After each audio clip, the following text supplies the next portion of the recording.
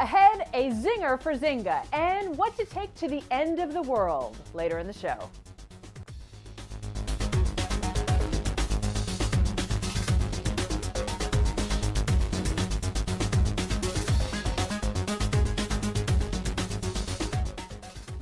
Welcome to 3 Times Square this Friday from Reuters World Headquarters in New York.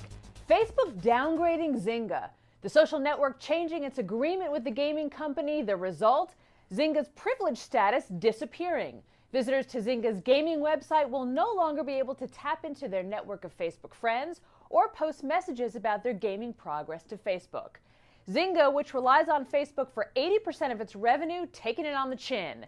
Facebook, which gets about 15% of its revenue from Zynga, faring better as the move could boost payments from Zynga rivals. Yum Brands taking it on the chin, too. The KFC, Taco Bell, and Pizza Hut owner warns of a sales drop due to weakness in China.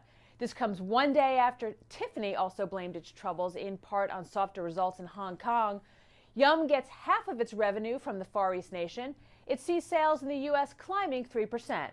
Shares falling from their 2012 high of 74.75 hit Thursday. Apple faring better in China. It has received regulatory approval to begin selling its iPhone 5 there starting December 14th. Apple's smartphone sales in China have slipped to 5th place ahead of the new phone's debut. The iPad mini will go on sale a week earlier. Apple shares trading near $590 a share. For the Eurozone, more pain ahead, but there is hope for 2013. That, according to central bank head Mario Draghi. Our Jamie McGeever joins us from London. Jamie, hit us with some optimism from the ECB chief.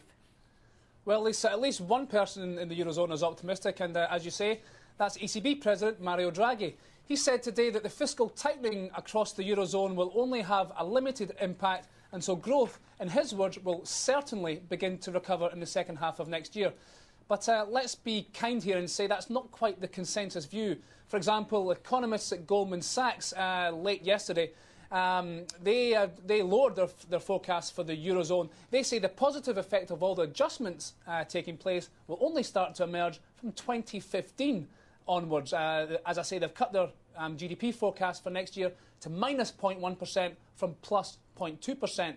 Germany, France, Italy and Spain all being lowered in their forecast. Data today, pretty grim too. Unemployment in the Eurozone hit another record high of 11.7%, and it's set to go even higher.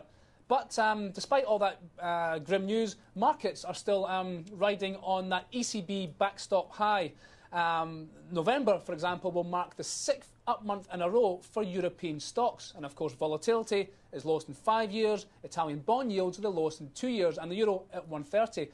The question is, of course, can that momentum be maintained into December, into year-end? And there's a big question mark over that. Lisa? All right. We remain hopeful, as ever. Jamie McGeever in London, thanks so much. Our power player of the day, beating the odds of 175 million to 1. It's the most recent Powerball winner and as yet unnamed resident of the tiny farming town of Dearborn, Missouri. The newly minted millionaire, to be outed in a press conference Friday, will receive half of the record $587.5 million Powerball jackpot. The ticket was sold at a local Trexmart gas station and convenience store about 30 miles north of Kansas City. The other winning ticket, there are two, was purchased at a food store near Phoenix, Arizona. That lucky person has yet to step forward. And finally, the Mayans may be predicting the end of the world as we know it on December 21st, but Siberians are feeling fine, or at least prepared. Shops in the Siberian city of Tomsk have begun selling apocalypse kits. Necessities include a can of sardines, gross, matches, candles, a piece of soap, you'll want to stay clean of course, a length of rope for what we're not exactly sure, various medicines, and a notebook labeled Notes to the Future, as opposed to Notes from the Underground for all you Russian literature fans out there.